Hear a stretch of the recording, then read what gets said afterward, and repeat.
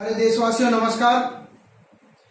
सर्वप्रथम मैं आपसे आशा और अपील करता हूं कि मेरी वीडियो को अवश्य सुनें और सब्सक्राइब करें, पड़ोस वाले घंटे को दबाएं और अगर विचार अच्छे लगे तो इसे शेयर करें और ज्यादा से ज्यादा इसे लाइक करें, क्योंकि लाइक करने से मुझे किसी प्रकार की वृद्धि नहीं हो रही है। सिर्फ और सिर्फ मेरा मोटिवेशन के लिए मैं आप लोगों से यह अपील कर रहा हूं कि इस वीडियो को ज्यादा से ज्यादा लाइक करें। प्रिय देशवासियों, मैं जगदीश प्रसाद मेहरा, जिला संयुक्त बैरवा महासंघ, अलवर, राजस्थान। आज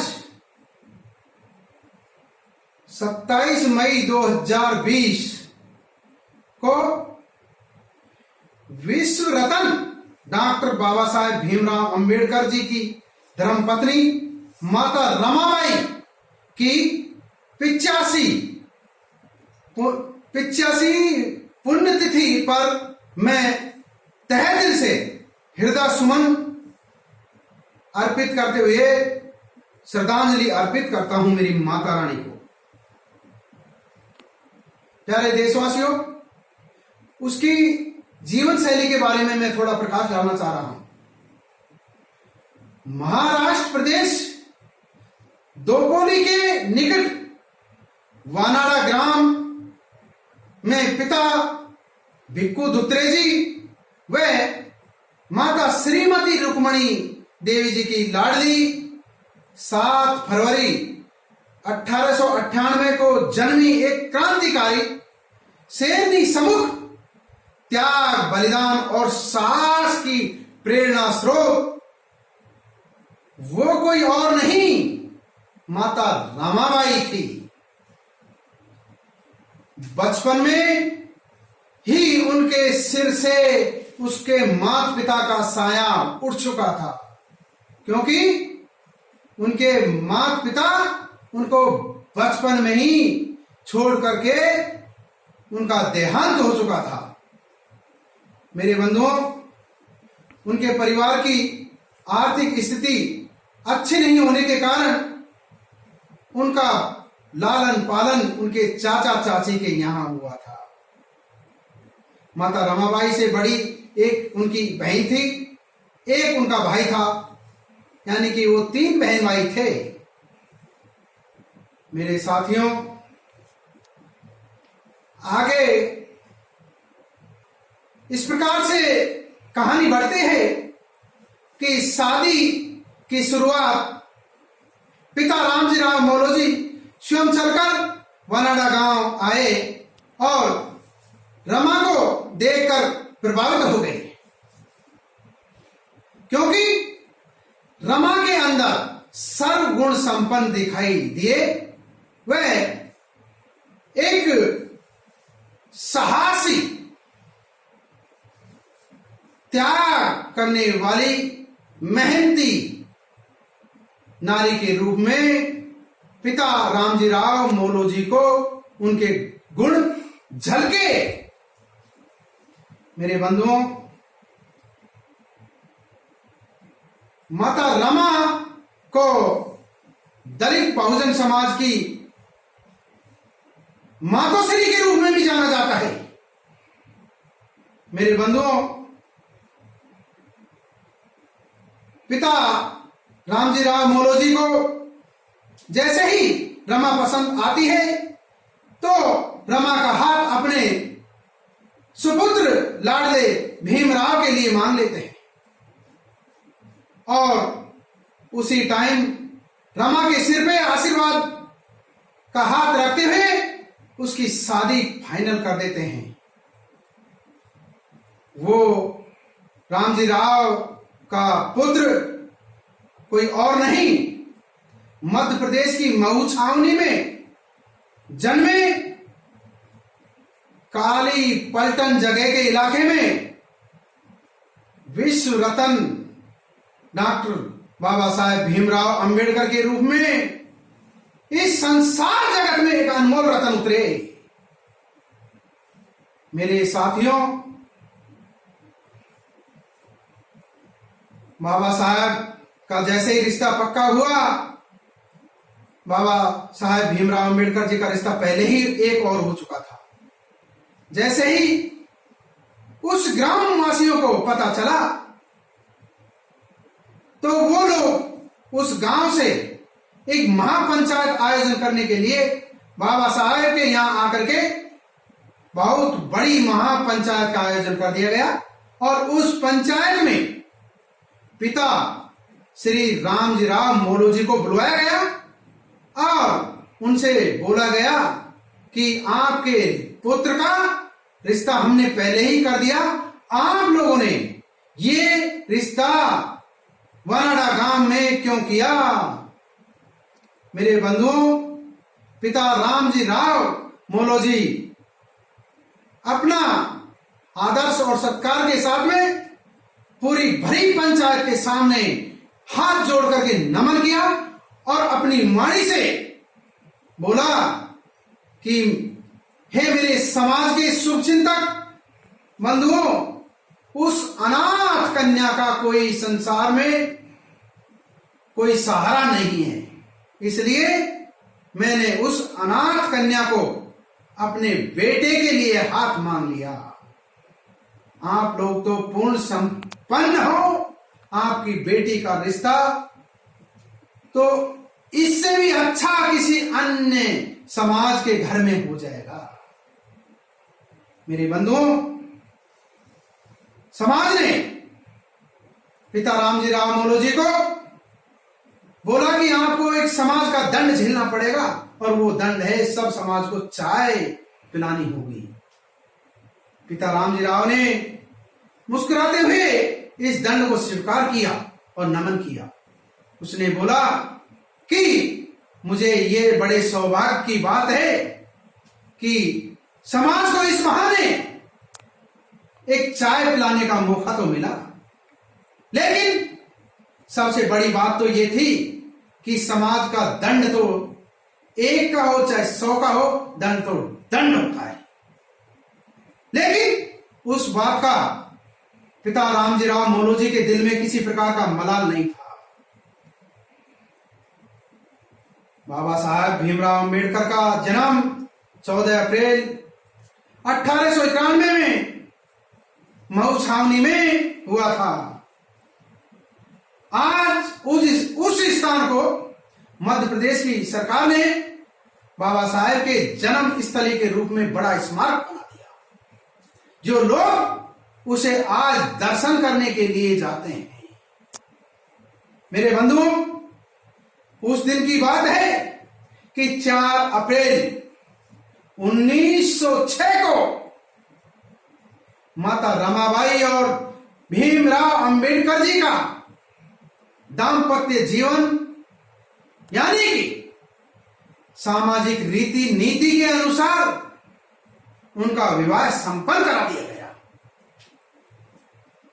मेरे बंधुओं, बाबा साहब समाज के लिए इतना सक्रिय और जागरूक थे कि उन्होंने भिन्न भिन्न प्रकार की डिग्रियां और पढ़ाइयां देश विदेशों में की।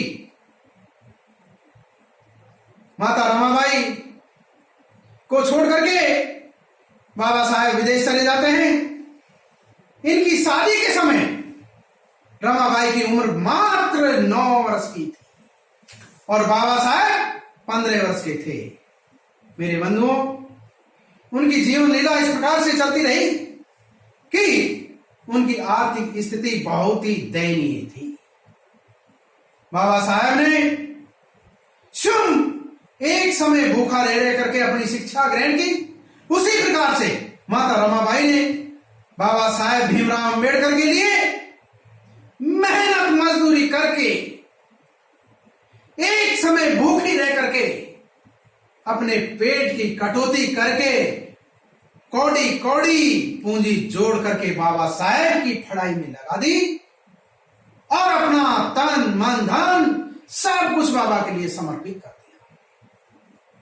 मेरे बंधुओं, माता रमा के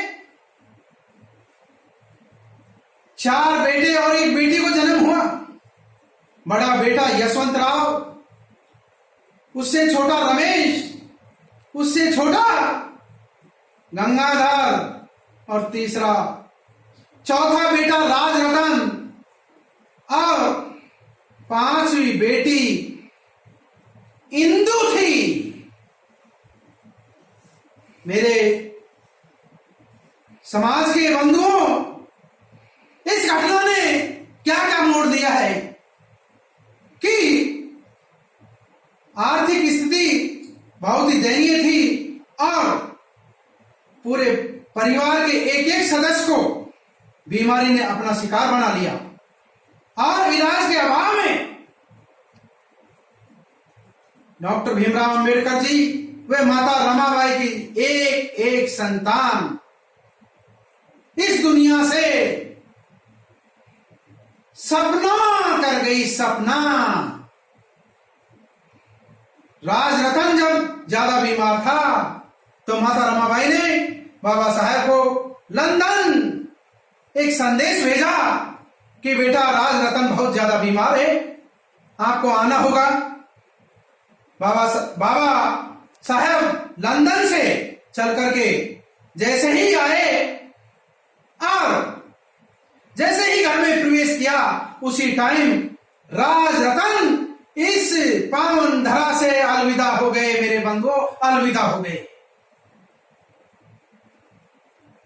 इस घटना को देखते हुए बाबा साहेब भीमराव अंबेडकर जी ने माता रमाबाई से प्यार में रामू बोलता था। उसने बोला, हे रामू, ये तो बेटा राजरतन इस दुनिया से इकलौता गया है, लेकिन आज मुझे वापिस शाम को फ्लाइट से लंदन जाना है, क्योंकि वहां एक महाअधिवेशन चल रहा है, उसमें मुझे सम्मिलित होना बहुत जरूरी है। अगर मैं उपस्थित नहीं हुआ तो मेरी समाज के ये 7 करोड़ बच्चे एक एक करके बीमारी के शिकार भी होंगे और इनके साथ में अत्याचार की जंजीरों से जकड़े जाएंगे। इतनी वाणी बोल करके बाबा साहेब वापस लंदन के लिए रवानगी कर जाते हैं। स्थिति इस प्रकार से थी कि माता रमाबाई के पास में बेटे राजरतन के अंतिम संस्कार के लिए फूटी कौड़ी क्या कफन तक भी नहीं था। मेरे बंधुओं, माता रमाबाई के पास में पहनी हुई साड़ी जो कि फटी पुरानी स्थिति में थी, उसी में से आधी साड़ी फाड़ करके बेटे राजरतन पर कफन के तौर में उड़ा दी और उसका अंतिम संस्कार करवा दिया। मेरे बंधुओं, समय बीता रहा और बेटी इंदु भी बीमारी की शिकार होकर के इस संसार से विदाई कर गई। मेरे साथियों, बाबा साहेब भीमराव अंबेडकर और माता रमाबाई का दाम्पत्य जीवन सिर्फ और सिर्फ 29 साल एक साथ चला और वो समय ज्यादा दूर नहीं रहा कि माता रमाबाई भी एक टीवी जैसी महामारी की शिकार हो चुकी थी और पैसे के अभाव में माता रमाबाई का भी इलाज नहीं हो सका। मेरे बंधुओं, समय वो ज्यादा दूर नहीं था। दिनांक 27 मई 1935 को इस संसार जगत को, इस दलित समाज की जन्मदाता कहें, ये पालनहार कहें, वो मेरी माता इस पावन धरा को अंतिम विदाई कर गई।